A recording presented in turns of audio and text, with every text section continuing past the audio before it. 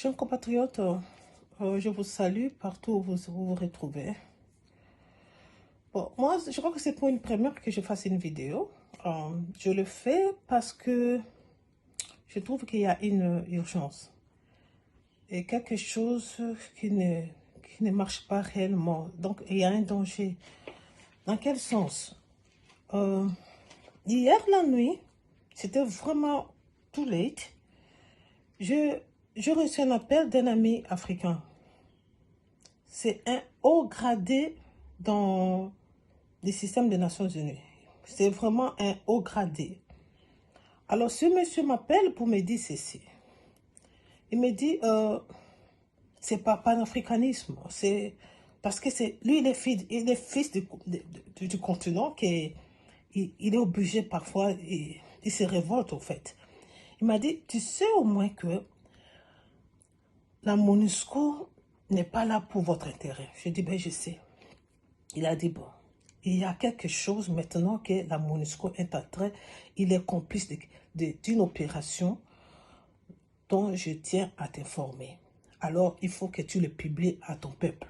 J'ai dit, ok.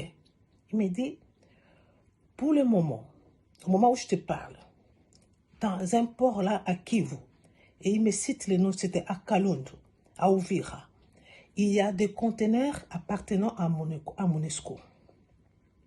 Il me dit, dans ces conteneurs-là, il y a des armes.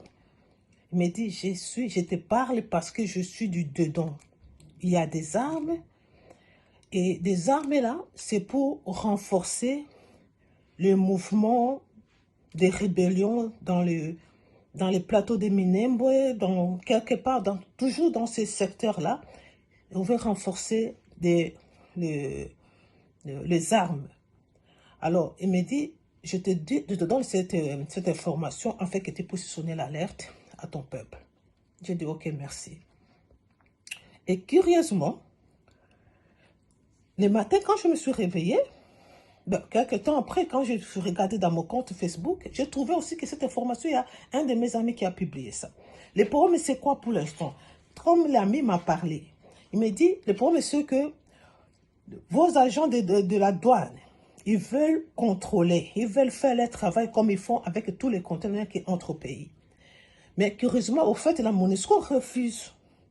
On ne sait pas pourquoi la MONUSCO refuse. La MONUSCO refuse pour qu'on puisse faire les contrôles normaux comme d'habitude. Parce qu'ils savent qu'il y a quelque chose. Alors il me dit, le problème et le danger, c'est que maintenant, nous connaissons nos dirigeants africains. Alors si les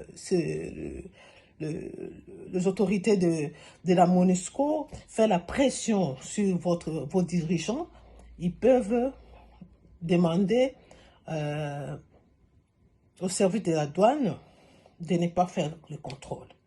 Et quand vous lâchez ça, vous devez savoir qu'il y aura une conséquence derrière cette décision-là. Donc, informe à ton peuple. C'est ainsi que je veux vraiment sonner l'alarme. Donc, nous ne pouvons pas croiser les bras. Nous savons que nos dirigeants, des fois, quand, je ne sais pas si c'est pas complexe, c'est souvent quand ceux qui dirigent le monde décident et donnent les ordres qu'écoutez, faites ceci, faites cela, malgré qu'ils savent parfois que ce n'est pas de notre intérêt. Parfois, ils cèdent. Souvent, ils cèdent.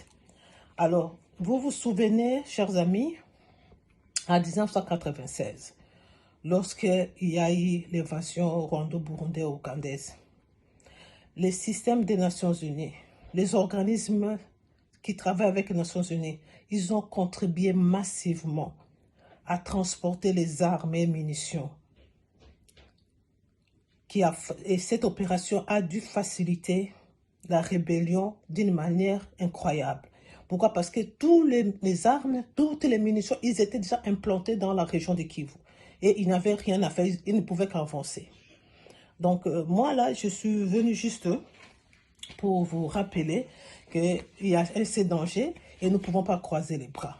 Donc, sonnons l'alerte et parlons un peu plus fort, afin que nous puissions, nous aussi de notre côté, nous devrons faire la pression à ceux qui dirigent les pays de ne pas céder à tout ce qu'on nous demande et tout ça. Si la MONUSCO sait qu'il n'y a rien dans ces conteneurs-là, qu'ils laissent les agents de l'office d'affaires leur travail. Pourquoi ils refusent? Pourquoi ils refusent? Donc, ils sont dans nos pays, mais ils ne sont pas avec nous. Et c'est à nous maintenant de faire la lutte.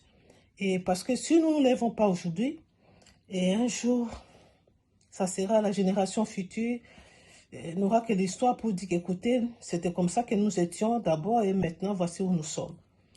Et c'est ainsi que je suis venue vous en parler. Merci. Bye.